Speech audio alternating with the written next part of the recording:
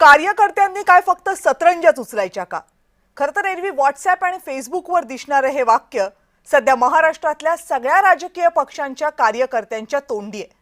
कारण महानगरपालिका निवडणुकांची सुरुवात झाली आणि राजकीय पक्ष आणि त्यातल्या प्रस्थापित नेत्यांनी अशा काही कोलांटुड्या मारायला सुरुवात केली आहे की गेली 8-10 वर्ष नगरसेवक होण्यासाठी फिल्डिंग लावून बसलेले सगळे कार्यकर्ते नीट क्लीन बोल्ड होण्याच्या मार्गावर आहेत.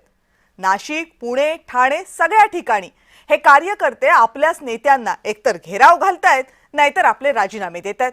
या कार्यकर्त्यांच्या नाराजीचं कारण काय? तर त्यांना तिकीट मिळत नाहीये. आणि त्यांना तिकीट का मिळत नाहीये? कारण एकतर त्यांचा पक्ष दुसऱ्या पक्षाशी युती करतोय, नाहीतर त्यांचा पक्ष दुसऱ्या पक्षातले बडे नेते आपल्या पक्षात घेतोय.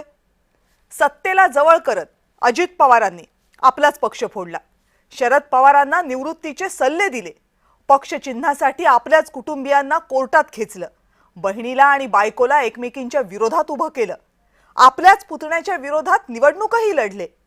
अजित पवार भाजपच्या साथीनं जेव्हा हे सगळं करत होते तेव्हा काही मोजकेच लोक शरद पवार यांच्या पक्षासोबत उभे होते. आज त्याच शरद पवारांचा पक्ष अजित पवारांच्या राष्ट्रवादीसोबत महानगरपालिका निवडणुका लढवण्याची तयारी करतोय. इतकंच काय, एकाच चिन्हावर राष्ट्रवादीच्या घड्याळावर ही निवडणूक लढवली जाईल अशी ही चर्चा आहे. ज्या कार्यकर्त्यांसाठी हे आम्ही करतोय असं सांगितलं गेलं तेच कार्यकर्ते यावर नाराज आहेत. शरद पवार यांच्या पक्षाच्या प्रशांत जगतापांनी आपल्या पदाचाच राजीनामा दिला. तिकडे नाशिकमध्ये गिरीश महाजनांनी महाविकास आघाडीचे नेते आपल्याकडे घेतले म्हणून भाजपमध्येच राडा झाला. पुण्यामध्ये भाजप शिवसेनेवर दबाव टाकतीये म्हणून युती तोडून टाका असं म्हणत शिवसैनिकांनी नीलम गोऱ्हेंसमोर घोषणा दिल्या. हा राडा करणारे, हे घोषणा देणारे, राजीनामा देणारे सगळेजण त्या त्या पक्षाशी कायम एकनिष्ठ राहिले. पक्षाच्या विचारांनुसार, पक्षाच्या भूमिकेनुसार आपण जर काम करत राहिलो तर आपणही एक दिवस नेते हो अशी भाबडी अपेक्षा त्यांना होती. पण निवडणुका आल्या आणि त्यांचे पक्ष आणि त्यांचे नेते यांनी आपल्या विचारांना आणि भूमिकांना जणू तिलांजली द्यायचा विडा उचलला.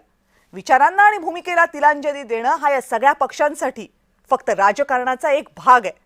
पण त्यामध्ये कार्यकर्ते कुठे आहेत? वर्षानुवर्ष हे कार्यकर्ते जीव तुटेपर्यंत काम करतात, घसा कोरडा होईपर्यंत घोषणा देतात, अगदी पदरचे पैसे खर्च करून सभांची मैदानं भरवतात. पण जेव्हा निवडणुकांमध्ये या स्थानिक कार्यकर्त्याला साथ द्यायची वेळ येते ना, तेव्हा हे नेते दरवाजे बंद करून निर्णय घेत आहेत. मग जर आम्हाला काही विचारायचंच नसेल तर आम्ही काय फक्त तुमचे हुकूम ऐकण्यासाठी आहोत का? हा सवाल या कार्यकर्त्यांनी विचारला तर नवल काय? पण हा सवाल आपल्या नेत्याला विचारण्याची ताकद किती कार्यकर्त्यांमध्ये आहे हा कळीचा मुद्दा आहे. बोलूयात यावर, पण त्या अगोदर हा रिपोर्ट बघूयात. लोकशाही जिवंत ठेवण्यासाठी हे दोन्ही बंधू राजसाहेब, उद्धव साहेब एकत्र येणं फार गरजेचं होतं. या ठिकाणी दोन्ही भावांची सत्ता येणार ही काळ्या दगडावरची रेघ आहे. आपल्याला जर सर्वांगीण विकास करायचा असेल, राज्यात केंद्रात भारतीय जनता पार्टीची सत्ता आहे आणि आपण सुद्धा भारतीय जनता पार्टीत गेलं पाहिजे. हे आहेत नाशिक भाजपचे नेते दिनकर पाटील. गुरुवारी दुपारी त्यांनी भाजपमध्ये प्रवेश केला. गुरुवार सकाळपर्यंत दिनकर पाटील मनसेमध्ये होते. अगदी ठाकरे बंधूंच्या युतीवर जल्लोषही करत होते. पण अचानक भाजपमध्ये जाऊन पोहोचले. महाराष्ट्र देश हुकुमशाहीकडे चालला होता. लोकशाही जिवंत ठेवण्यासाठी हे दोन्ही बंधू राजसाहेब, उद्धव साहेब एकत्र येणं फार गरजेचं होतं. आणि आज दोघं बंधू एकत्र येण्याची अख्खा महाराष्ट्र वाट बघत होता.